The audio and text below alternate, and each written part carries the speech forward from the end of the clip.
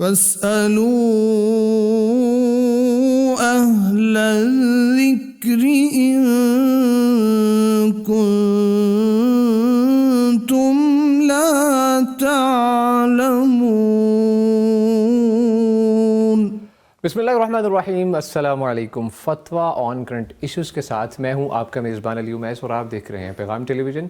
امید کرتے ہیں آپ جہاں ہوں گے خوش ہوں گے، بخیر و عافیت سے ہوں گے، ہمیں بھی اپنی دعاؤں میں یاد رکھتے ہوں گے۔ ہر پیر اور جمعرات کو آپ کی خدمت میں حاضر ہوتے ہیں آپ کے شرعی مسائل کا حل لے کر۔ آپ بھی اس پروگرام میں لائیو کالز کے تھرو شریک ہو سکتے ہیں۔ کرنا آپ کو یہ ہے کہ پیغام ٹیلی ویژن کی جانب سے دیے گئے UAN نمبر پہ کال کرنی ہے۔ آپ وہ نمبر نوٹ فرما لیجئے 04211700000 یعنی 04211700000۔ اس کے علاوہ آپ ہمیں واٹس ایپ پہ بھی رابطہ کر سکتے ہیں، وہ بھی نمبر نوٹ فرما لیں 03215652000 یعنی 0321565200۔ آپ یہاں پر ہمیں وائس نوٹ کی صورت میں میسیجز کر سکتے ہیں اور ٹیکسٹ کی صورت میں بھی۔ انشاءاللہ مفتیان کرام آپ کو بر وقت جواب دیں گے انشاءاللہ۔ الحمدللہ پیغام ٹیلی ویژن کے ناظرین کے لیے ہمارے جو مفتیان کرام کا پینل ہے کسی بھی قسم کے تعارف کا محتاج نہیں ہے۔ جو ہمارے ساتھ پہلی شخصیت موجود ہے فضیلت الشیخ مفتی عبدالولی خان حفظہ اللہ تعالی، ہم انہیں خوش آمدید کہتے ہیں۔ مفتی صاحب السلام علیکم۔ وعلیکم السلام۔ مفتی صاحب کیسی طبیعت ہے آپ کی؟ الحمدللہ جی۔ اور ان کے ساتھ موجود ہے فضیلت الشیخ مفتی محمد نعمان فاروقی حفظہ اللہ تعالی، ہم انہیں بھی خوش آمدید کہتے ہیں۔ مفتی صاحب السلام علیکم۔ وعلیکم السلام ورحمۃ اللہ۔ مفتی صاحب آپ کے مزاج کیسے ہیں؟ اللہ کا شکر، اللہ کا بہت الحمدللہ، اللہ تعالیٰ کو خوش رکھے جی۔ الحمدللہ تھرو آؤٹ دا وے ہمارے ساتھ مفتی یعنی کرام موجود ہوتے ہیں۔ کرنٹ ہیڈ لائنز کی جانب بڑھتے ہیں۔ فضیلت الشیخ مفتی عبدالولی خان صاحب، مفتی صاحب آج کی جو ہماری ہیڈ لائن ہے کہ ٹرک سے 60 من زائد مردہ مرغیاں برآمد کی گئی ہیں، ڈرائیور فرار ہو چکا ہے۔ اس سلسلے میں جو ہمیں رہنمائی درکار ہے کہ اسلام میں مردہ جانور یا مردہ مرغیاں کھانے یا فروخت کرنے کا کیا حکم ہے، ایک پہلو یہ ہے۔ دوسرا پہلو جو ہے کیا مردہ مرغیوں کی تجارت کرنے والوں پر شریعت کے مطابق کیا سزا ہے؟ الحمدللہ رب العالمین والصلاة والسلام علی سید المرسلین وعلی آلہ وصحبہ اجمعین، اما بعد۔ شریعت اسلامیہ میں اللہ سبحانہ و تعالیٰ نے قرآن مجید کے اندر نہایت وضاحت کے ساتھ جو مردار چیز ہے، جو ذبح نہ کیا جائے شرعی طریقے سے اور وہ مر جائے، اس سے جان نکل جائے، تو اس کے کھانے کا، اسے فروخت کرنے کا اور اس سے جو ہے کسی بھی طریقے سے اس کے ثمن اور پیسے لینے کا یہ جواز نہیں ہے۔ اللہ سبحانہ و تعالیٰ نے فرمایا حرمت علیکم المیتۃ، تم پر میتہ حرام ہے۔ میتہ اس جانور کو کہتے ہیں جو بنیادی طور پر تو وہ ہو حلال، جیسے مرغیاں ہیں اور اسی طرح بھیڑ، بکریاں، گائے، بیل، بھینس وغیرہ، یہ حلال جانور ہیں، لیکن اس کو یہ خود ہی مر جائے اور از خود مر جائے، ذبح نہ کیا جائے ان کو اور مر جائیں، تو اب یہ میتہ ہے۔ اب اس میتہ کو کھانا، اسے فروخت کرنا، یہ دونوں حرام ہیں اور اس کی تجارت کسی بھی صورت میں جائز نہیں ہے۔ اور اللہ سبحانہ و تعالیٰ نے قرآن مجید میں تو یہ فرمایا، احادیث نبویہ میں بھی اللہ کے نبی صلی اللہ علیہ وسلم نے اس طرح کی چیزوں کی حرمت بیان فرمائی ہے۔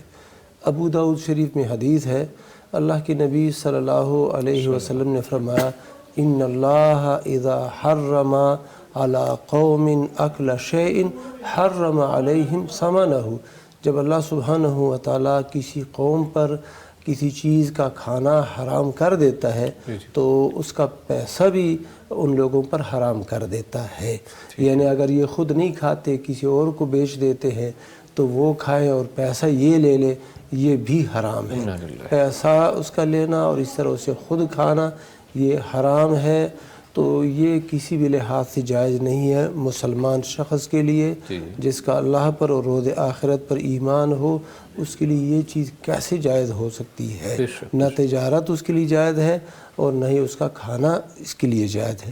دوسری بات جو آ گئی کہ جو لوگ ایسا عمل کرتے ہیں، جی بالکل، ایک اسلامی ملک کے اندر رہ کے اور مسلمانوں کے معاشرے میں رہ کے وہ ایک حرام چیز کو فروخت کرتے ہیں، میتہ کو فروخت کرتے ہیں اور مردہ مرغیوں کو فروخت کرتے ہیں، تو ان کا کیا حکم ہے؟ یہ لوگ قابل سزا مجرم ہے اور ان کو سزا حکومت دے گی، قاضی اور عدالت جج جو ہے وہ ان کو ثوابدیدی تعزیری سزا وہ دیں گے۔ یعنی اس کے لیے کوئی متعین سزا تو نہیں ہے کہ ان پر یہ حد جاری ہو، ان کے ہاتھ کاٹ دیے جائیں یا ان کو سنسار کر دیا جائے، ایسی کوئی متعین سزا نہیں آئی ہے، لیکن یہ ہے کہ یہ جرم ہے اور اس جرم کے لیے جو قاضی ہے، جج ہے، وہ ثوابدیدی اختیارات استعمال کرتے ہوئے ان کے لیے تعزیری سزا، وہ جرمانے کے شکل میں، وہ جیل میں ڈالنے کے شکل میں یا جسمانی سزا جو بھی ہے وہ دیں گے، تو یہ ان کے لیے بالکل درست ہے اور ایسے لوگوں کو ایسی سزائیں ہونی چاہیے اور بلکہ ان لوگوں پر یہ پابندی لگنی چاہیے کہ آئندہ وہ تجارت وغیرہ ان چیزوں سے بالکل الگ تلگ رہیں۔ جی بہت شکریہ مفتی صاحب، بڑی تفصیل سے آپ نے جواب دیا۔ مفتی نعمان فاروقی صاحب، مفتی صاحب جو ہماری اگلی ہیڈ لائن ہے کہ شادی کی تقریب، پچھلے دنوں بھی یہ ڈسکس کی ہم نے ہیڈ لائن کہ شادی کی تقریب میں فائرنگ سے 2 نوجوان جاں بحق ہو گئے ہیں۔ افسوسناک خبر ہے کہ شادی خوشی کی جو تقریب ہے وہ غمی میں بدل چکی ہے، ہماری ہی کمی کوتاہیاں ہیں۔ اس بارے میں جو ہمیں شرعی رہنمائی درکار ہے مفتی صاحب کہ ہوائی فائرنگ یا کسی بھی خطرناک سرگرمی میں انسانی جان کے نقصان پر اسلام کیا حکم دیتا ہے؟ ایک پہلو یہ ہے، جو دوسرا پہلو ہے آپ نے اس کے بارے میں رہنمائی جو دینی ہے، اگر کسی کے ہاتھوں جان کا نقصان ہو جائے تو اسلام کی جو ہماری شریعت اسلامی ہے، دیت یا سزا کے متعلق کیا احکام ہے؟ دیکھیے، شادی ہو یا کوئی بھی خوشی کا موقع ہو یا کوئی بھی ایسا جہاں پہ لوگ موجود ہوں زیادہ تعداد میں، وہاں پہ تو بہت زیادہ احتیاط کی ضرورت ہے، کوئی بھی ایسا نقصان نہ ہو جائے، کوئی ایسا حادثہ نہ ہو جائے۔ ایون ہے کہ اگر بندہ ٹریفک کے قوانین کی پابندی نہیں کرتا، پاسداری نہیں کرتا، اس سے کوئی جانی نقصان ہو جائے تو یہ بھی اس کا جرم بنے گا اور اس کو اس کی دیت دینی پڑے گی اگر اسے فالو نہیں کیا، کوئی رانگ سائڈ سے آ رہا ہے کوئی ایسا۔ اسی طرح دیکھیے شادی پہ پابندی ہے، میرا خیال ہر جگہ پہ یہ لکھا ہوا ہے اور تھانوں کے اوپر شادی حالوں میں کہ ہوائی فائرنگ منع ہے، پھر بھی لوگ کرتے ہیں۔ اچھا، اس میں 2 پہلو ہیں، ایک تو انسانی جان کا ضیاع اور خطرے، اور ہو رہا ہے ایسے آئے دن ایسے خبریں آتی رہتی ہیں اور اخبارات پہ آنے کا مقصد بھی یہی ہوتا ہے کہ لوگ متنبع ہو جائیں۔ ڈسکس کرنے کا مقصد بھی ہاں جی، ہمارے ڈسکس کا مقصد بھی یہی ہے کہ لوگ متنبع ہوں، یعنی دیکھیں فائرنگ نہیں کریں گے تو کیا ہوگا، شادی نہیں ہوگی، بس یہ دکھانا مقصود ہوتا ہے نا اصل میں کہ ہمارے پاس بڑا اسلحہ ہے اور ہم ایسے چلا سکتے ہیں اور ایسے بس لوگوں کو پتہ چلے جی یہ شادی تھی۔ تو انہی باتوں کی وجہ سے شریعت نے ایسی چیزوں پہ پابندی عائد کی ہے جو نمود و نمائش کا باعث بنے، جو انسانی جان کی تلفی کا باعث بنے۔ نبی کریم صلی اللہ علیہ وسلم نے فرمایا کہ المسلم من سلم المسلمون من لسانہ و یدہ، کہ مسلمان وہ ہے جس کے ہاتھ اور زبان سے دوسرے مسلمان محفوظ رہیں۔ اسی طرح کئی دفعہ یہ حدیث ڈسکس ہوئی کہ نبی کریم صلی اللہ علیہ وسلم نے حکم فرمایا تھا کہ جس کے پاس تیر ہوں تو وہ ہماری مسجد سے یا بازار سے گزرے تو ان کے بھالوں کو پکڑ کے وہاں سے گزرے، یعنی یہ نہ ہو کسی کو لگ جائے۔ تو جب اتنی احتیاط شریعت ہمیں بتاتی ہے تو پھر ہم کیوں اس قدر بے احتیاط ہیں؟ خوشی کے موقعوں پہ حالانکہ قانونی طور پر جو ہمارے اسلامی جمہوریہ پاکستان کے قوانین میں یہ درج ہے کہ آپ ہوائی فائرنگ سے اجتناب کریں، اور لکھا ہوتا ہے ہر جگہ، تھانوں پہ لکھا ہوا ہے اور وہ پہنچاتے، لیکن اس کے باوجود ایسا ہوتا ہے۔ اور وہ تو ایسے لوگ جن کی ہوائی فائرنگ سے کوئی بندہ قتل ہو جائے تو وہ دیت دیں گے، ہاں جی، قتل خطا کی دیت، وہ 100 اونٹ جو بنتے ہیں وہ ان کی دیت بنتی ہے اور وہ دیں گے اس کو۔ ٹھیک ہے، ٹھیک ہے، بہت شکریہ مفتی صاحب۔ ہمارے ساتھ ایک کالر موجود ہے۔ السلام علیکم۔ وعلیکم السلام۔ محمد عباس صاحب ہیں مور کھنڈا سے، کیسی طبیعت ہے آپ کی؟ ٹھیک، شکر الحمدللہ۔ کیا پوچھنا چاہیں گے آپ؟ میں یہ پوچھ رہا سی کہ میں چکر بہت زیادہ آنے تے کرنا ہے، شاں بہت زیادہ، میں 5 سال ہونے گھر بڑیاں دوائیاں کھا چکا۔ اللہ اکبر، اللہ تعالیٰ آپ کو صحت تندرستی دے۔ مفتی صاحب سے وظیفہ انشاءاللہ پوچھتے ہیں. شکریہ کال کرنے کے لیے مفتی نعمان فاروقی صاحب. مفتی صاحب وظیفہ بتانا ہے, کہہ رہے ہیں دوائیوں کا بہت زیادہ استعمال کر چکے ہیں لیکن چکر یا کانوں کے اندر آوازیں, اس بیماری میں مبتلا ہوں اور پریشان ہوں, کوئی وظیفہ بتا دیجیے. اس میں ایسا ہے کہ یہ ویسے تو ایک طبی مسئلہ ہے جی جی, اور انشاءاللہ دوا سے یا دعا سے ضرور اللہ تعالیٰ انہیں شفا دے. دوائیں آزما چکے ہیں, اب آپ دعا آزمانا چاہ رہے ہیں مفتی صاحب. تو اس میں ایسا ہے کہ اللہ تعالیٰ کی صفت جو ہے نا اس کو سامنے رکھنا, جیسے حدیث مبارکہ میں آتا ہے نا, نبی صلی اللہ علیہ وسلم نے فرمایا کوئی 7 مرتبہ یہ دعا کرے, اگر اس کی وفات نہ لکھی ہو تو اسے ضرور اللہ تعالیٰ شفا دے گا. اسأل اللہ العظیم رب العرش العظیم. اب اس دعا کو سمجھنا ہے کہ میں اس عظیم رب سے دعا کر رہا ہوں, اور عظمت جو ہے وہ اس بات کا اظہار ہوتا ہے کہ اس سے بڑا کوئی اور ہے ہی نہیں, اور وہ قوت میں اور صلاحیت میں سب سے بہت زیادہ بڑھ کر ہے. رب العرش العظیم, اسأل اللہ العظیم رب العرش العظیم, عرش عظیم کا مالک. پوری مخلوقات میں سے سب سے بڑھ کر جو چیز ہے, مخلوقات میں سے سب سے بڑی چیز وہ عرش عظیم ہے. اللہ, تو اس کے مالک کا واسطہ دے کے یہ دعا کرنا, یہ اصل میں یہ بتاتا ہے یا اللہ تو اتنی عظمتوں کا مالک ہے, تیرے سامنے یہ میری چھوٹی سی تکلیف کیا ہے. تو جب بندہ یہ عقیدہ رکھ کے اللہ تعالیٰ سے دعا کرتا ہے نا, یقیناً عقیدے کی وجہ سے, اس ایمان اور یقین کی وجہ سے راحت مل جاتی ہے. بے شک. اور حقیقت یہ ہے کہ کوئی بھی آپ دعا کریں, کوئی بھی وظیفہ کریں, اللہ تعالیٰ سے کچھ بھی طلب کریں تو ایسے یقین سے کے ساتھ کریں کہ جیسے ہونا ہی ہونا ہے. ایسے یقین شرط ہے. ہاں, یقین شرط ہے. بالکل ایسے ہی. تو اس وجہ سے وہ یقین کے ساتھ یہ دعا کریں. اور دوسرا میں یہ کہوں گا, اعوذ بعزت اللہ وقدرتہ من شر ما اجد واحاذر, یہ دعا یہ پڑھیں. اور اسی طرح ایک اور دعا ہے, بسم اللہ تربت ارضنا بریقۃ بادنا یشفی سقیمنا باذن ربنا. یہ دعائیں وہ یاد کریں اور یہ انہیں مل جائیں گی, اور امید ہے کہ ڈسپلے بھی ان کے سامنے آ جائے گی کلپ کی صورت میں بھی جائے گا. تو یہ انشاءاللہ کریں گے. اور پیچھے بات وہی, یعنی آزمانے کے لیے نہیں کرنا. بہت سے لوگ نا آزمانے کے لیے کرتے ہیں, ایسے نہیں. یقین ہو کہ میں نے اللہ کو پکارا ہے اور ہر پکار کو وہ سنتا ہے اور وہ شفا دینے پہ قادر ہے. تو یہ یقین کے ساتھ دعا کریں گے انشاءاللہ. یہ جو الفاظ بتائے ہیں کتنے خوبصورت الفاظ ہیں یہ, جو اللہ کو واسطہ دیا جا رہا ہے عرش عظیم کا رب کا, اگر اس یقین کے ساتھ پڑھا جائے تو انشاءاللہ اللہ ضرور شفا دیں گے. ہماری دعا بھی ہے ان کے لیے, اللہ تعالیٰ شفائے کامل و عاجلہ نصیب فرمائے. اور آپ ضرور یہ وظیفہ انشاءاللہ کیجیے, اللہ تعالیٰ آپ کے لیے آسانی فرمائے. مفتی صاحب ریٹن سوالات کی جانب بڑھتے ہیں. مفتی عبدالولی خان صاحب. مفتی صاحب جو سوال ہمیں پوچھا گیا ہے کہ فتنہ دجال سے حفاظت کے لیے سورہ کہف کی ابتدائی آیات تو یاد کروائی ہیں بچوں کو, اس کے علاوہ کیا کیا جائے؟ جو فتنہ دجال سے محفوظ ہونے کے لیے سورہ کہف کی ابتدائی آیات یا آخری آیات, جیسے کہ صحیح مسلم میں یہ بات آئی ہے, یہ تو بہت اچھی بات ہے کہ انہوں نے خود بھی یاد کی ہیں اور بچوں کو بھی یاد کرائے ہیں. اس کے علاوہ جو نماز ہے, نماز کے اندر آخری تشہد میں قاعدے کے اندر بیٹھ کر جب درود شریف پڑھیں, درود شریف کے بعد اللہم انی اعوذ بک من عذاب القبر واعوذ بک من عذاب جہنم واعوذ بک من فتنۃ المسیح الدجال, یہ جو دعائیں ہیں یہ پڑھی جائیں. یعنی آخری قاعدے میں درود شریف کے بعد فتنہ دجال سے محفوظ ہونے کے لیے اللہ کی پناہ میں بندہ آتا ہے, یہ دعا پڑھے.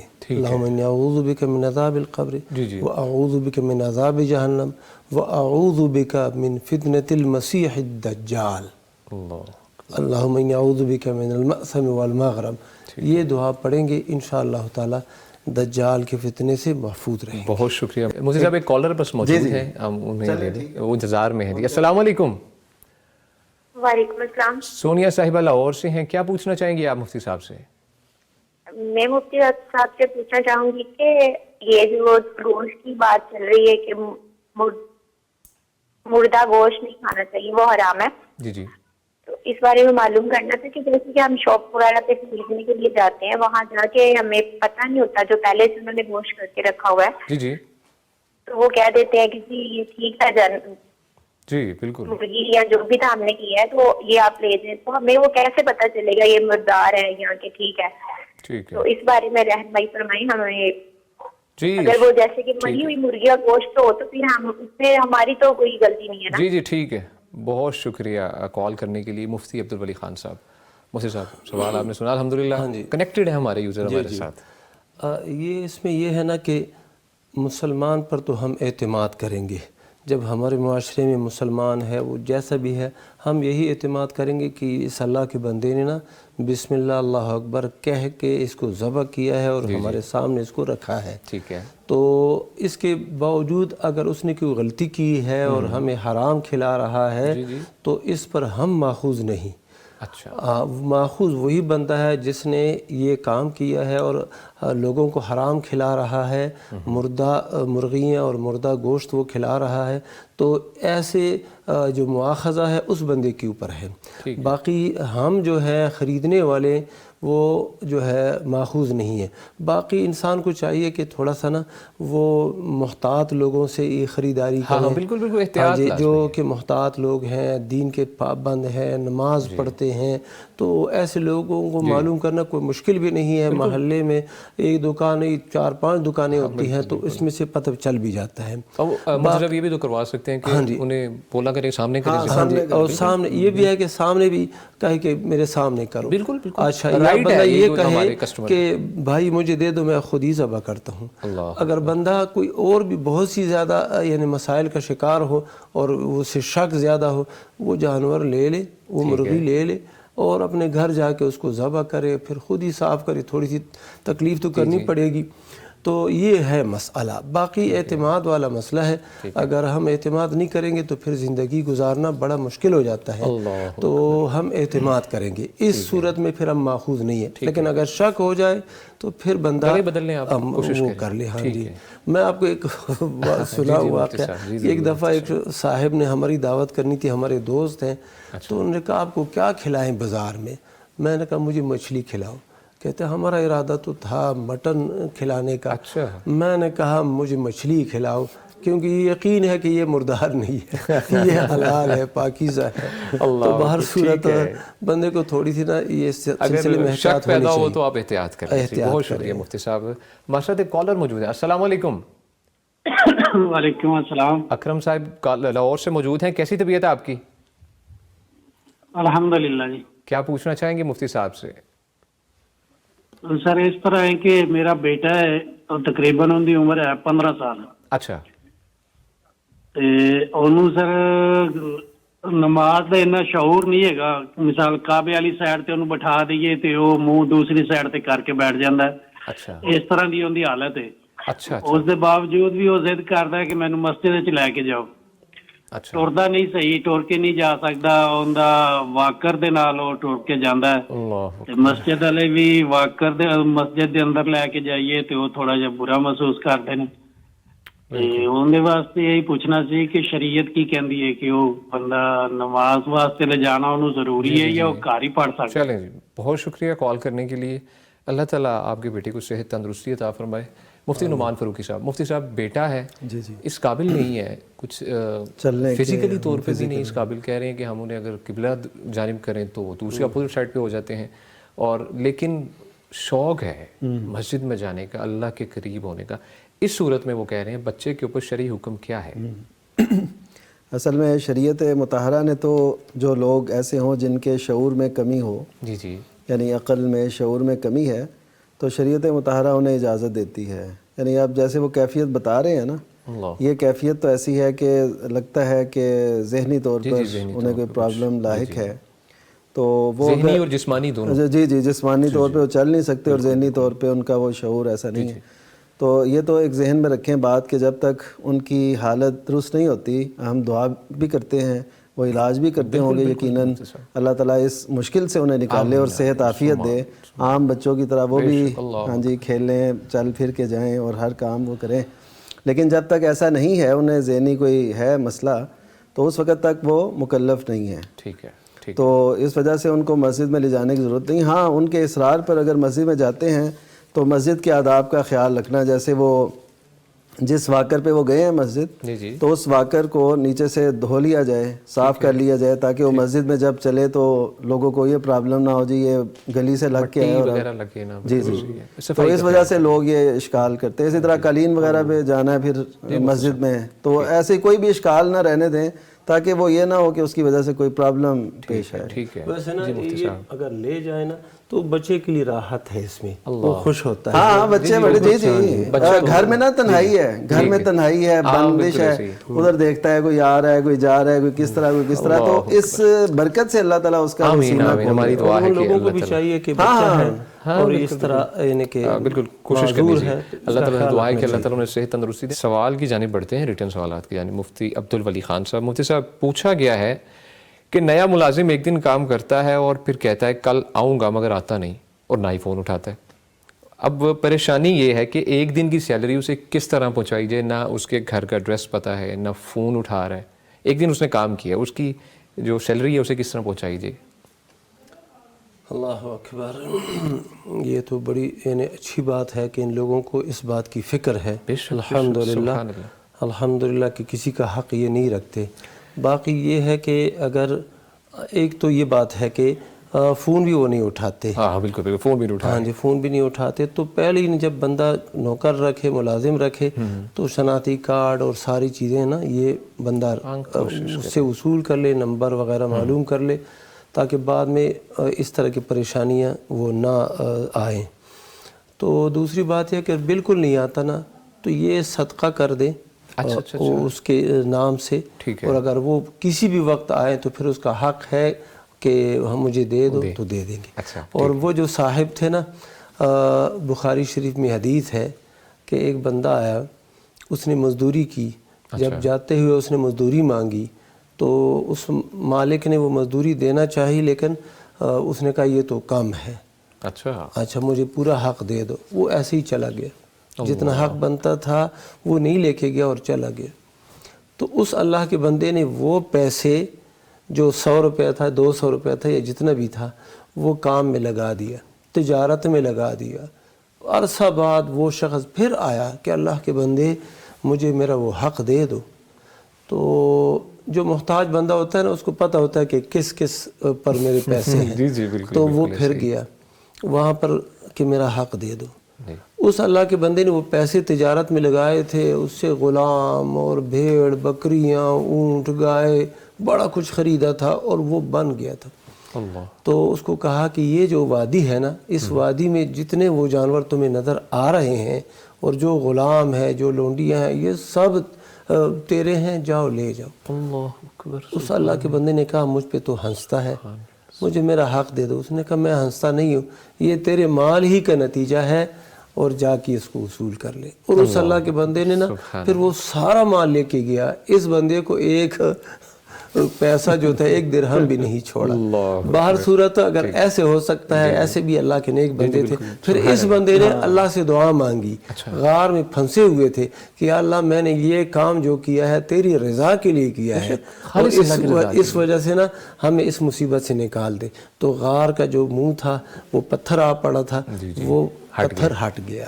اچھا ٹھیک ہے, بہت شکریہ مفتی صاحب, جزاک اللہ خیرہ. گفتگو کا سلسلہ ہم بڑھائیں گے آگے, لیکن مفتی صاحب بریک کا وقت ہے. ناظرین ہمارے ساتھ رہیے گا, لیکن آپ سے ملاقات ہوگی ایک چھوٹی سی بریک کے بعد. فاسألوا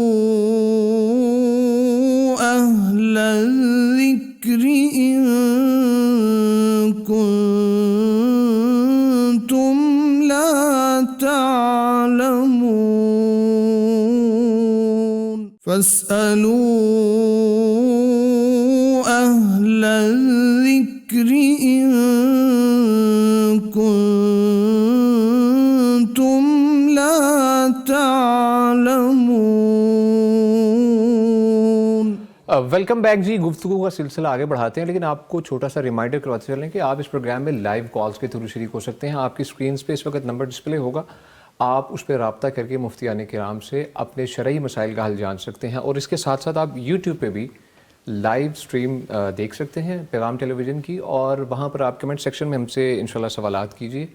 مفتیان کرام سے ان کے جوابات انشاءاللہ آپ کو مہیا کیے جائیں گے.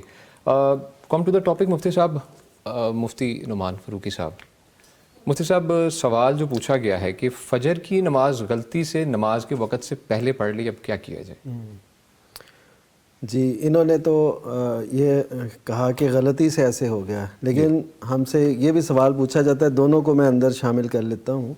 बाज़ लोग वक्त से पहले यानी फजर से पहले अभी नमाज का टाइम नहीं हुआ होता, तो उन्होंने कहीं जाना होता है, दफ्तर पहुँचना है, नमाज से पहले आजकल जैसे सर्दियों में लेट शुरू होता है, तो इन दोनों के लिए ऐसा है कि वक्त से पहले वो नमाज नहीं पढ़ सकते। वक्त होगा तो नमाज पढ़ेंगे, वक्त नहीं है तो नमाज नहीं पढ़ सकते। हाँ, बाद में गुंजाइश है कि वो बाद में पढ़ लें या रास्ते में कोई ऐसा एहतमाम कर लें, यानी जिस भी सवारी पर हैं उनसे कह दें कि जी हमने नमाज पढ़नी है, अगर वो यानी कोई भी ऐसी सूरत बना ले, लेकिन वक्त से पहले पढ़ना दुरुस्त नहीं है, क्योंकि नमाज को इन्न सलात कानत अलल मुमिनीन किताबन मौक़ूता, कि मुसलमानों पे मोमिनों पे नमाज फ़र्ज़ की गई है वक्त मुकर्ररा पर, और उस वक्त का लिहाज रखना ज़रूरी है, उससे पहले नहीं हम पढ़ सकते। हाँ, किसी के जहन में ये आ सकता है कि हम असर और ज़ोहर को जमा तकदीम की सूरत में पढ़ सकते हैं ना, जैसे ज़ोहर के साथ हम असर की मिला लेते हैं, तो उसमें भी तो वक्त से पहले पढ़ते हैं, लेकिन उस सूरत के अलहदा से दलाइल मौजूद हैं। इसका कोई नहीं है कि आप फजर से पहले नमाज़ पढ़ें, लिहाजा उनको नमाज दोहरानी चाहिए। ठीक है, बहुत शुक्रिया मुफ्ती साहब। मुफ्ती अब्दुल वली खान साहब, मुफ्ती साहब पूछने वाले पूछते हैं कि उशर की क्या सूरत होगी अगर छोटे ज़मींदार उधार ले लेकर ज़राअत कर रहे हैं और सिर्फ खर्च ही पूरा हो रहा है? सही। ये जो बाद लोगों के जहन में ये आता है कि उशर जो है वो हर किस्म के पैदावार पे ये लाजिम है, और पैदावार कम हो या ज़्यादा हो वो उशर अदा करेगा, लेकिन शरई तौर पर मसला ये नहीं है। शरअ ने ये बताया है, हदीसों में ये आया है कि 5 वसक़ से कम में उशर नहीं है। अच्छा, ठीक है। गंदम है, मकई है, इसी तरह जौ वगैरह जो है, दालें हैं, ये कम अज़ कम 5 वसक़ हो। एक वसक़ 60 सा का होता है, और एक सा जो है ना वो 2.25 किलो का तकरीबन होता है, 2 किलो 100 ग्राम या 2.25 एहतियातन। ठीक है। तो ये कोई 15 मन, 15.5 मन, 16, ये इसके करीब करीब ये सारा वज़न बनता है। अच्छा, ठीक है। यानी एक बंदा है, उसकी ज़मीन है, और वो ज़मीन से 15 मन पैदावार गंदम की हासिल हो गई है, तो अब जो है उसमें से वो 10वां हिस्सा वो उशर अदा करेगा। अच्छा, ठीक है। तो उशर अदा करेगा, यानी अगर 10 बोरियां बन गई हैं ये 15 मन की, तो उसमें से 10वीं जो बोरी है वो अदा करेगा, अल्लाह के नाम पे देगा फ़ुक़रा और मसाकीन को। ठीक है। तो ये है। अब इतनी चीज़ उसके लिए बचत तो हो गई है ना। ये उस सूरत में है कि जब ये पैदावार कम हो और फिर अब इधर उशर भी अदा करना शुरू कर दें, नहीं, फिर उस सूरत में उशर है नहीं। कम अज़ कम ये आपकी ज़मीन की पैदावार 15 मन, 15.5 मन हो, फिर उसमें उशर है। ठीक है, बहुत शुक्रिया मुफ्ती साहब। हमारे साथ एक कॉलर मौजूद हैं। अस्सलाम वालेकुम। वालेकुम। मोहम्मद काशिफ साहिब हैं पाकपतन शरीफ से। कैसी तबीयत है आपकी? सर एक तो मेरी ना टांग कट गई है शुगर की वजह से। मैं नमाज़ें पहले भी पढ़ता था, 2 दफा भी किया है, बच्चे भी छोड़ गए, खुदकुशी भी करने लगा था, आज सामी भाइयों ने बचाया है। अब ये मैं नमाज पढ़ता हूँ, वो कुर्सी का स्टैंड नहीं बना होता मस्जिद में, मैंने देखा था, आगे उस पर सजदा कर दो, उसमें नमाज तो मैं पढ़ सकता हूँ ना, मेरा दिल करता है मेरा सजदा भी हो जी उसमें। अच्छा। वो आगे से स्टैंड नहीं बना होता, मस्जिद में कहीं में होता है, तो वो मैं उस पर सजदा करके नमाज पढ़ता हूँ। वो बनवाया किसी ने, मुझे बनवा के दिया, अल्लाह। अच्छा, ठीक है, शुक्रिया कॉल करने की। अल्लाह ताला आपको सेहत तंदुरुस्ती दे, आपकी मुश्किलें दूर फरमाए, जिनकी वजह से जो हालात पैदा हुए ख़ुदकशी की जानिब। बस कोशिश करें, अल्लाह पे यकीन रखें, ख़ुद को संभाल के रखें, और इन जो सोचें हैं, अल्हम्दुलिल्लाह हमारे प्रोग्राम में मुफ्तियान किराम बारहा इस जानिब आपकी तवज्जो दिलाते हैं कि ख़ुदकशी से जितना हो सके बचें। ठीक है, बहुत शुक्रिया जी। हमारे साथ मुफ्ती नुमान फ़ारूकी साहब। मुफ्ती साहब, आपने सवाल सुना है, इसका जवाब दीजिएगा। पहले तो दिल दहल गया इस लफ्ज़ से ही, बंदा जब कहता है कि मैं इस कदर इक़दाम करने वाला था, بہرحال اللہ تعالیٰ نے اس خطرناک اقدام سے انہیں محفوظ رکھا، انہیں اس پر بھی شکریہ ادا کرنا چاہیے، وہ بچانے والی ذات وہ ہے، بے شک اللہ کی ذات۔ اچھا، اور اس میں لوگوں کے جیسے وہ کہہ رہے ہیں اسلامی بھائیوں نے میری اس طرف، تو الحمدللہ، تو اب یہ ہے کہ صبر سے بہت اجر حاصل کر سکتے ہیں۔ روز قیامت اللہ تعالیٰ جب صبر کرنے والوں کو جزا دے گا نا، تو وہ کہیں گے کاش ہمارے جسم دنیا میں کینچیوں سے کاٹ دیے جاتے ہیں، یعنی اتنا اجر ملے گا روز قیامت صبر کرنے والوں کو۔ تو ایسے حالات میں مشکل پیچیدہ حالات ہوں تو اس پہ صبر کرنا یہ بہت بڑے اجر کی نوید ہے، خوشخبری ہے ان کی، خوشخبری۔ وہ بشر الصابرین جو قرآن مجید میں ہے، تو یہ بشارت آپ کے لیے بھی ہے، تو انشاءاللہ اس کا اجر بہت ہے۔ باقی جو نماز کے متعلق انہوں نے پوچھا وہ یہ ہے کہ نماز جو ہے نا، نبی صلی اللہ علیہ وسلم، سنن ابی داؤد کی روایت ہے، نبی صلی اللہ علیہ وسلم نے ایک شخص کو دیکھا وہ ایسے نا لکڑی پر ایسے سجدہ کر رہا تھا، تو آپ صلی اللہ علیہ وسلم نے فرمایا کہ اللہ تعالیٰ اس سے بے نیاز ہے، یعنی سجدہ کرنا ہے تو زمین پہ کرو، یعنی جیسے سجدہ کیا جاتا ہے، اگر نہیں تو پھر تمہارا جو رکوع ہے وہ کم جھکنے والا ہو اور جو سجدہ ہے وہ اس سے زیادہ جھکا کے کرو، یعنی طریقہ یہ ہے۔ اچھا، یعنی آپ ایسے بیٹھے ہیں تو ایسے ہی آپ رکوع اور اس سے زیادہ سجدہ یہ کرنا ہے۔ تو وہ جو پھٹی رکھ کے لوگ کرتے ہیں یہ درست نہیں ہے، یہ اس حدیث کے منافی ہے جو نبی صلی اللہ علیہ وسلم نے فرمایا۔ تو اس وجہ سے صحیح مسئلہ یہی ہے، اور کئی لوگ ایسے کر رہے ہوتے ہیں، ایسے بھی نہیں کرنا، ایسے رکھنا ادھر ہی، ہوا میں نہیں رکھنے۔ ٹھیک ہے ٹھیک ہے ٹھیک ہے، بہت شکریہ مفتی صاحب، تو اللہ تعالیٰ انہیں صحت عافیت سے رکھے اور اللہ تعالیٰ حوصلہ دے، ہمت دے۔ آمین آمین۔ ہمارے ان بھائی کے لیے ہماری طرف سے بہت ہی دعائیں ہیں، اللہ تعالیٰ نے صحت تندرستی دے۔ مفتی عبدالولی خان صاحب، مفتی صاحب ریٹن سوالات کی جانب بڑھتے ہیں۔ پوچھا گیا ہے کہ حج کے لیے پلاٹ لیا ہے، کیا اس پر زکوٰۃ ہے؟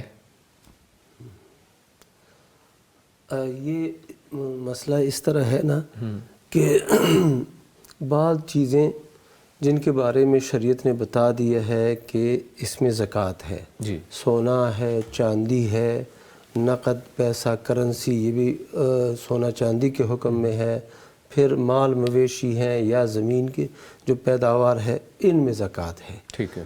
باقی جو چیزیں ہیں ان میں زکوٰۃ تب ہے جب وہ تجارت کے لیے ہو، یعنی خریدتا ہے، فروخت کرتا ہے اور تجارت کے لیے ہے تاکہ اس میں اضافہ ہو جائے، پیسے بڑھ جائیں، جیسا کہ عام لوگ کرتے ہیں، انویسٹ کرتے ہیں زمینوں میں اور پلاٹوں میں، پلاٹ لیتے ہیں اور پھر مہنگی ہو جائے تو فروخت کرتے ہیں۔ تو اگر یہ صورت ہے تو اس میں تو زکوٰۃ ہے، ٹھیک ہے۔ لیکن یہ جو صورت بتا رہے ہیں کہ پلاٹ انہوں نے خریدا ہے اور اس لیے خریدا ہے، تجارت کی نیت نہیں ہے بلکہ نیت حج کی ہے، تو اس میں انشاءاللہ تعالی زکوٰۃ نہیں ہے۔ ٹھیک ہے۔ اور اگر احتیاطاً وہ جب وہ پلاٹ فروخت کریں تو گزشتہ 1 سال کی زکوٰۃ ادا کرے تو اچھی بات ہے، ورنہ لیکن اصولی لحاظ سے اس پر زکوٰۃ نہیں۔ بہت شکریہ مفتی صاحب۔ ہمارے ساتھ ایک کالر موجود ہیں جی، السلام علیکم۔ السلام علیکم، محمد رمضان صاحب لیا سے ہیں، کیسی طبیعت ہے آپ کی؟ اللہ کا کرم سر جی، آپ سنائیں؟ الحمدللہ ثم الحمدللہ۔ الحمدللہ، اللہ کا شکر ہے۔ کیا پوچھنا چاہیں گے آپ مفتی صاحب سے؟ سر جی میں یہ پوچھنا چاہتا ہوں کہ بچوں کی ترقی کے لیے ہے نا گھر میں جو ہے نا کون سا وظیفہ کرنا چاہیے؟ اچھا، ٹھیک ہے جی، بہت شکریہ کال کرنے کے لیے مفتی نعمان فاروقی صاحب۔ بچوں کی ترقی کے لیے کون سا وظیفہ گھر میں کرنا چاہیے؟ وظیفہ عام چاہ رہے ہیں، سب گھر والوں کو پڑھانا چاہیے، جی اس سے بہتر کون سا ہو سکتا ہے جو نبی کریم صلی اللہ علیہ وسلم نے فرمایا، اور حضرت انس بن مالک رضی اللہ تعالیٰ کی حدیث ہے، صحیح بخاری میں ہے کہ اکثر دعائے نبی صلی اللہ علیہ وسلم کی جو اکثر دعا تھی وہ کیا تھی؟ ربنا آتنا فی الدنیا حسنہ وفی الآخرۃ حسنہ وقنا عذاب النار، کہ اللہ دنیا میں بھی ہمیں اچھائی دے، یہ اچھائی ترقی۔ بہرحال یہ میں ضرور کہوں گا کہ ترقی کا جو ہمارے سامنے ایک تصور ہے نا وہ بھی وہی ہونا چاہیے جو اسلام جس کو ترقی قرار دیتا ہے۔ ربنا آتنا فی الدنیا حسنہ، اس سے مراد یہ دنیا میں اچھائی۔ لوگ عموماً یہ کہتے ہیں کہ دنیا ہمیں چاہیے، دنیا نہیں، دنیا میں اچھائی چاہیے اور آخرت میں بھی اچھائی چاہیے۔ تو اس کا مطلب یہ ہے کہ ترقی کا جو پیرامیٹر ہے وہ بھی ہمیں طے کرنا ہوگا۔ کئی لوگ ترقی سے ہی سمجھتے ہیں کہ ہمیں دنیا مل جائے، یہ مل جائے، وہ مل جائے، جو شارٹ کٹ، سب سے شارٹ کٹ سمجھا جاتا ہے کہ ہمیں پیسہ مل جائے گا، یہ ہماری دنیا، تو یہ ہے ہم کامیاب۔ حالانکہ ترقی میں یہ آتا ہے کہ آپ کا ایمان کیسا ہے، عقیدہ کیسا ہے، آپ دنیا میں رہتے کیسے ہیں، آپ کا رویہ کیسا ہے، بیہیویئر کیسا ہے، آپ کس سے کس طرح ملتے ہیں, کس طرح اپنے فرائض نبھا رہے ہیں, حقوق کیسے ادا کر رہے ہیں, سارا کچھ وہ دیکھ کے نا, یہ ہے اصل میں. جی جی ہاں جی, تو یہ وہ ہے چیز جس کو ہمیں کرنا چاہیے. اور یہ دیکھیے نبی صلی اللہ علیہ وسلم اکثر دعا کرتے تھے نا یہ, اب اللہ تعالیٰ نے آپ کو مالی حیثیت سے وہ نہیں دیا, لیکن آپ کو جو مقام دیا روحانی اور اس حیثیت سے, وہ دیکھیں کیا مقام ہے کہ سب سے بڑھ کر, پوری انسانیت سے بڑھ کے جو مقام دیا نبی کریم صلی اللہ علیہ وسلم کو ملا. اور آپ کے اخلاق کیسے تھے, قرآن چلتا پھرتا. تو یہ وہ چیزیں ہیں جو ہم میں پیدا کرنی چاہیے, اور اس کو ہم ترقی کہیں ایک مومن کے لیے. یہ جی جی, بہت شکریہ مفتی صاحب. ہمارے ساتھ ایک کالر موجود ہیں. جی السلام علیکم. وعلیکم السلام. شبنم اقبال صاحبہ سرگودا سے, کیا پوچھنا چاہیں گے مفتی صاحب سے آپ؟ مفتی صاحب کو میرا دونوں کا السلام علیکم. وعلیکم السلام ورحمۃ اللہ. یہ پوچھنا تھا, اپنا گھر نہیں ہے, کوئی وظیفہ بتا دے. اچھا اچھا, ٹھیک ہے, شکریہ کال کرنے کے لیے. مفتی نعمان فاروقی صاحب, اگین وظائف کا سلسلہ ہے اور گھر نہیں ہے اپنا, اس سلسلے میں وظیفہ بتا دیجیے. ہاں, ایک تو ان سے عرض یہ ہے کہ گھر لینے کے لیے, کیونکہ زندگی میں جو بڑے انعامات ہوتے ہیں ان میں سے ایک گھر ہے. اچھا ٹھیک ہے. تو گھر کے لیے ذرا ایفرٹ بھی ذرا زیادہ کرنی پڑتی ہے.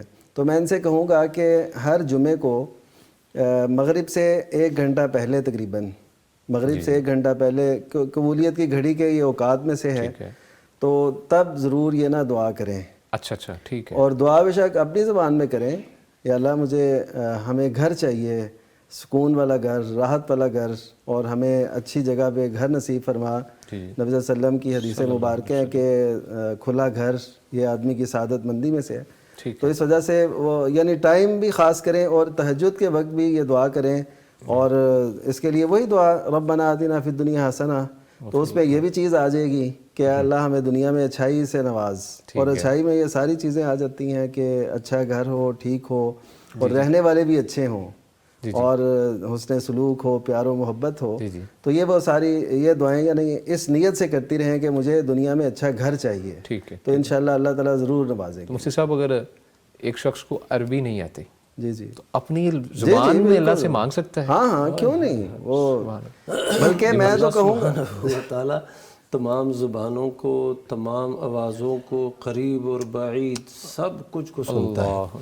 سبحان اللہ. وَإِذَا سَأَلَكَ عِبَادِي عَنِّي فَإِنِّي قَرِيبٌ أُجِيبُ دَعْوَةَ الدَّاعِ إِذَا دَعَانِ. جب بندے میرے متعلق آپ سے پوچھیں تو بتا دو میں قریب ہوں, اور دعا مانگنے والے کی دعا قبول کرتا ہوں. تو یہ تو اللہ سبحانہ و تعالیٰ کی شان تو یہ ہے کہ انسان سے اگر کوئی چیز مانگتا ہے, والد مکرم سے بھی بندہ مانگتا ہے نا, تو ایک دفعہ مانگے گا دے دے گا, دوسری دفعہ, تیسری دفعہ وہ جھڑکے گا اور غصے ہوگا. لیکن اللہ کی شان یہ ہے کہ اس سے اگر ہم نہیں مانگیں گے تو اللہ سبحانہ و تعالیٰ وہ غصہ کرتا ہے, غضبناک ہوتا ہے کہ اللہ سے تم کیوں نہیں مانگتے. وَقَالَ رَبُّكُمُ ادْعُونِي أَسْتَجِبْ لَكُمْ. تمہارے رب نے یہ فرمایا ہے مجھ سے دعا مانگو, میں تمہاری دعائیں قبول کروں گا. تو دعا تو یہ تو بہت لازم ہے, اور اپنی زبان میں, خالص اپنی زبان میں.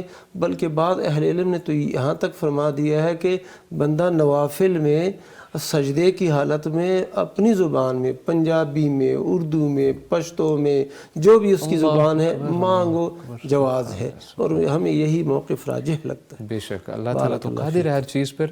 ہمیں چاہیے کہ ہم دعا کے اندر جو شرط ایک لازم رکھیں, یقین کو شرط رکھیں, یقین لازم رکھیں, اللہ کی ذات پہ یقین کیا جائے تو انشاءاللہ آپ کو کبھی بھی. جناب علی صاحب, یہ اللہ کے نبی صلی اللہ علیہ وسلم نے فرمایا ادعوا اللہ وانتم موقنون بالاجابہ.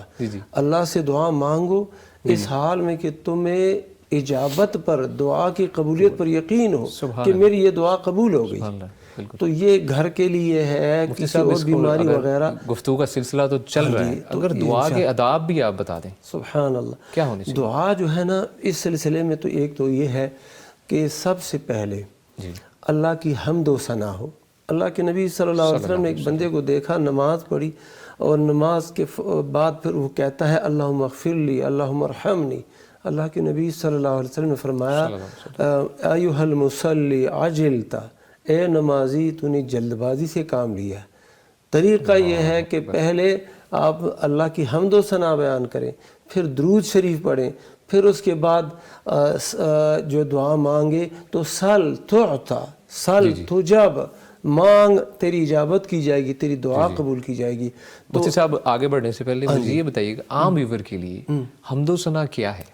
بندہ کہ الحمدللہ الحمدللہ رب العالمین، یہ اللہ کی حمد و ثنا ہے۔ ٹھیک ہے۔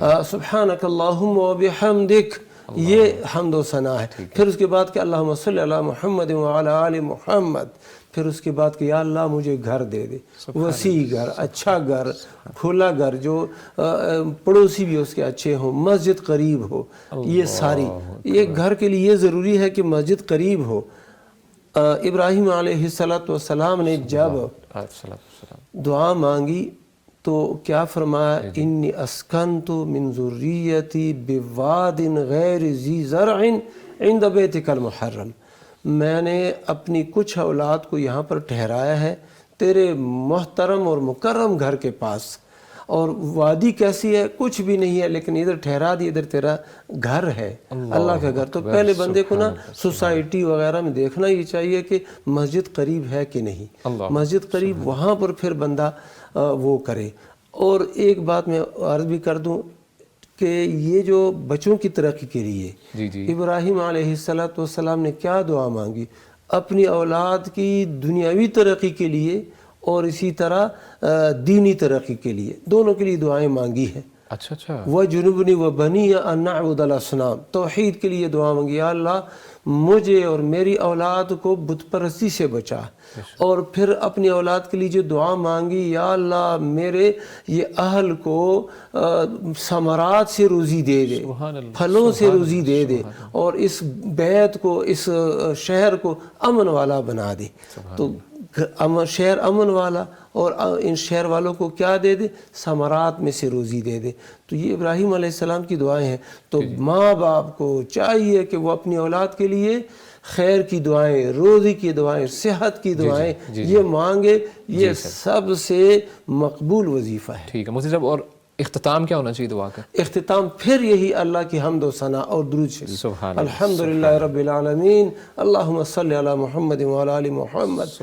اور ایک حدیث میں بھی آتا ہے کہ جب تک درود شریف نہ پڑھا جائے یہ دعا اوپر جاتی ہی نہیں۔ اللہ تو درود شریف پڑھو، یعنی 10 رحمتیں نازل ہوں گی، 10 آپ کی نا گناہ معاف ہوں گے، اور 10 درجات بلند ہوں گے، اور وہ آپ کی دعا جو مانگ رہے ہیں بے شک قبولیت کی گھڑی انشاءاللہ اللہ تعالیٰ قبول فرمائے۔ ماشاءاللہ بہت آپ نے اچھے طریقے سے اس کو ایلیبوریٹ کیا۔ ہمارے ساتھ ایک کالر موجود ہیں جی، السلام علیکم۔ وعلیکم السلام، کیا حال ہے بھائی؟ الحمدللہ، آپ سنائیں آپ کا کیا حال ہے؟ ٹھیک ہے جی الحمدللہ۔ کیا پوچھنا چاہیں گے آپ؟ جی میرا سوال یہ ہے کہ اگر نماز میں بندہ بھول جائے کہ میں نے 2 سجدے کیے ایک، تو پھر اس پوزیشن پہ کیا کرنا ہوگا؟ مفتی صاحب سے یہ اچھا ٹھیک ہے، شکریہ کال کرنے کے لیے مفتی نعمان فاروقی صاحب۔ نماز میں اگر کوئی بھی بندہ بھول جائے اور کچھ بھی بھول جائے تو نبی صلی اللہ علیہ وسلم کے ارشاد کے مطابق وہ یہ ہے فَلْيَبْنِ عَلَى الْيَقِينِ، کہ یقین پہ وہ بنیاد رکھے۔ یعنی وہ کہتے ہیں نا کہ یا کوئی بھی شخص وہ کہتا ہے جی 1 سجدے کیے ہیں یا 2 کیے ہیں، تو اس کا مطلب ہے کہ اس نے 1 کر لیا ہے۔ دوسرا اگر شک میں ہو، ایک تو ہے نا بندہ روٹین میں کہ اس کے بعد اس کو یاد آتا ہے پتہ نہیں میں نے ایسے کیا یا ویسے کیا ہے، تو یہ شک نہیں ہے، یہ ویسے اس کو وسوسہ آیا ہے، وہم آیا ہے۔ اگر وہ کر رہا ہے اور اس کو یہ ہے کہ میرے پتہ نہیں 1 ہوئے کہ 2، تو وہ پھر کیا کرے گا؟ 1 کو بنیاد بنائے گا اور دوسرا کرے گا، اور اس کے نتیجے میں آخر میں پھر 2 سجدے کرے گا سلام پھیرنے سے پہلے۔ وہ اس کی تلافی ہوں گی، جو بھول گیا یہ، اس کی تلافی اس سجدہ صاف کی صورت میں ہو جائے گی۔ تو یقین پہ بنیاد رکھنی چاہیے، اور اسی طرح رکعتوں میں اگر لگ جائے، بھول ہو جائے کہ پتہ نہیں کتنی رکعتیں پڑھی ہیں، اس میں بھی یہی صورت ہے، ہاں جی 2 پڑھی ہیں کہ 3 پڑھی ہیں، اس میں بھی یہی صورت ہے کہ وہ 2 کو یقینی بنائے اور تیسری علیحدہ پڑھے گا، وہ ظاہر ہے بعد میں دہرائے گا، اور اس کے بعد پھر وہ 2 سجدے کرے گا آخر میں، تاکہ وہ یہ 1 رکعت جو اس سے اضافی پڑھی اگر اضافی ہوئی تو، اور 2 سجدے مل کے 2 رکعتوں کا علیحدہ نفل کا ثواب مل جائے گا، اور شیطان کے لیے جس نے بھلایا تھا اس کے لیے یہ زیادہ ذلت کا باعث بن جائیں گے۔ مجھے سب سجدہ صاحب جو آپ نے بھی بتایا ہے اس کا طریقہ کر کے ہے، بہت سے لوگوں کو اس کا علم ہی نہیں کہ سجدہ صاحب کب کیا جاتا ہے۔ ہاں سجدہ صاحب یہی جو بھول چوک ہو جائے نا نماز میں، کوئی کمی بیشی ہو گئی ہے تو اس کے نتیجے میں سجدہ صاحب رکھا گیا ہے تاکہ اس کو آخر میں یہ یقین ہو جائے کہ میں نے جو عبادت کی، ہاں یہ سلام پھیرنے سے پہلے، سلام پھیرنے سے پہلے سجدہ صاحب کریں. اور بعض صورتوں میں سلام پھیرنے کے بعد بھی، مثلا آپ کو یاد نہیں رہا، کئی علماء نے تو ویسے یہ شرائط بتائی ہیں کہ اگر اس میں اضافہ ہو جائے تو آپ نے اندر کرنا ہے، یعنی نماز کے اندر، اور اگر کمی ہو جائے تو بعد میں کرنا ہے. بہرحال دونوں صورتیں یہ سجدہ صاحب میں دعائیں مفتی صاحب سیم ہیں. جی وہی. بہت شکریہ مفتی صاحب. مفتی عبدالولی خان صاحب، مفتی صاحب ریٹن سوالات کی جانب بڑھتے ہیں. پوچھا گیا ہے کہ میں امید سے ہوں، چھٹا مہینہ ہے، الٹرا ساؤنڈ میں بچے میں سوراخ بتائے گئے ہیں، ڈاکٹر کہتے ہیں کہ اس کا آپریشن ہوگا اور بہت مہنگا، اس لیے فتویٰ لے لیں کہ ہم ابارشن کر دیتے ہیں، شرعی حکم کیا ہے؟ انا الیہ راجعون.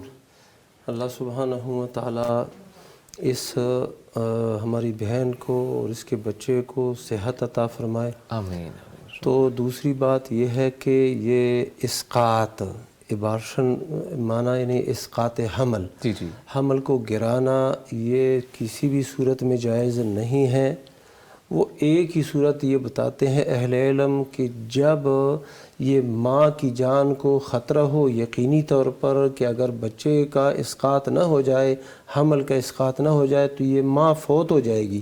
وہ ایک صورت وہ بتاتے ہیں اہل علم بھی، لیکن باقی صورتوں میں یہ نہیں ہے کہ بچہ یہ رہنے دو، اللہ سبحانہ و تعالیٰ اس کو دنیا میں لے آئے، پھر اگر دنیا میں وہ آیا اور زندہ رہا، اور ہم دعا کرتے ہیں کہ وہ زندہ بھی رہے اور پھر ادھر صحت اور جو آپریشن وغیرہ ہے وہ کر دیں. لیکن اب اگر مالی وسعت ہے تو اب اس کا آپریشن کر دیا جائے ماں کے پیٹ ہی میں، اور اگر وہ استطاعت نہیں ہے تو گرانے کا، اسقاط کا کسی بھی صورت میں جواز نہیں ہے. اللہ سے دعائیں مانگتے رہو. ایک واقعہ میں آپ کو بتاتا ہوں، باقاعدہ یہ ایک بتایا یہ تھا کہ ایک بندے کے نا بچے پیدا ہوتے رہے، تو بیٹیاں ہی پیدا ہوتی رہی، بیٹیاں. پھر الٹرا ساؤنڈ میں بتایا انہوں نے کہ یہ بھی بیٹی ہے، یہ بھی بیٹی ہے. تو انہوں نے اس کو بھی کیا کیا کہ گرا دیا. لیکن جب گرایا، اسقاط حمل کیا، وہ لڑکا تھا. تو یہ اس طریقے، یہ یقینی چیز ہے بھی تو نہیں نا. الٹرا ساؤنڈ یہ بالکل یقینی ہے نہیں، یعنی ٹھیک ہے ایک سبب ہے، ایک ذریعہ ہے، سب کچھ پتہ چل جاتا ہے اور اس کے اوپر بندہ عمل بھی کر سکتا ہے، لیکن پھر بھی یقین نہیں ہے. اللہ کے لیے کوئی مشکل نہیں، دعائیں کرتے ہیں، ہم بھی کرتے ہیں، وہ خود بھی کرے. اللہ اس بچے کو صحت دے اور صحیح سالم پیدا فرمائے. بہت شکریہ مفتی صاحب. اس میں یہ جو شیخ صاحب نے بات فرمائی نا، اس میں کچھ اضافہ میں کرنا چاہوں.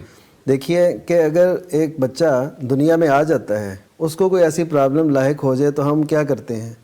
ہر ممکن اس کی زندگی کی بقا کی جنگ لڑتے ہیں نا، جیسے بھی ہو.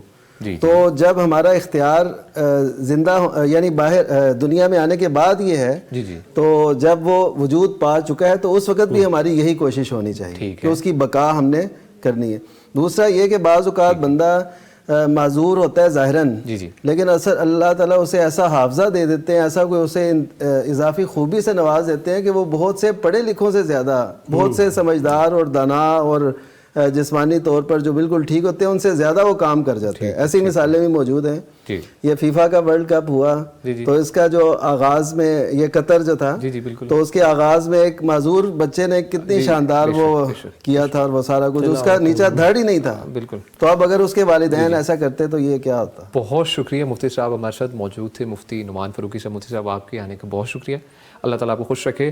اور ناظرین ہمارے ساتھ موجود تھے فضیلت الشیخ مفتی عبدالولی خان حفظ اللہ تعالیٰ، ان کا بھی شکریہ ادا کرتے ہیں. مفتی صاحب آپ بھی آئے، بہت شکریہ آپ کی تشریف آوری کا. اللہ تعالیٰ دونوں مفتیان کرام کو اپنے حفظ و امان میں رکھے. ناظرین پروگرام اپنے اختتام کو پہنچتا ہے. کوشش کریں کہ آپ اپنا خیال رکھیں، اپنا بھی خیال رکھیں، اوروں کا بھی خیال رکھیں، خوش رہیں. سب سے اچھی چیز یہ ہے کہ آپ اپنی ہیلتھ کے لیے بھی کر سکتے ہیں. خوش رہیں، خوشیاں بانٹیں، اور آپ سے ملاقات ہوگی انشاءاللہ اگلے پروگرام میں. تب تک کے لیے دیجیے اجازت. اللہ نگہبان. فاسألوا أهل الذكر إن كنتم